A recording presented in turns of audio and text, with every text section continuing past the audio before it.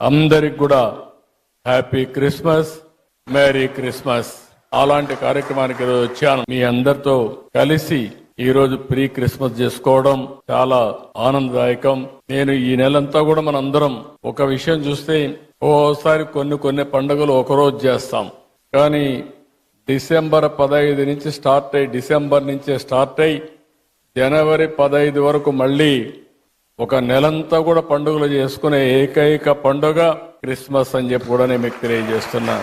ఈ క్రిస్మస్ సందర్భంలో మళ్ళీ మనం ఒకసారి చూస్తే అనేకమైన స్ఫూర్తిదాయకమైనటువంటి ఆలోచనలు చేస్తాం. ప్రతి ఒక్కరూ ఏ విధంగా ఉండాలి, యేసు ప్రభువుని ఏ విధంగా ఆదర్శంగా తీసుకోవాలి, ఏ విధంగా ఆయన స్ఫూర్తిని సమాజ హితం కోసం ముందు తీసుకుపోవాలో ఆలోచించే సమయం.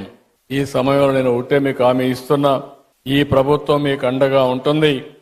వ్యక్తిగతంగా నేను మీకు అండగా ఉంటా.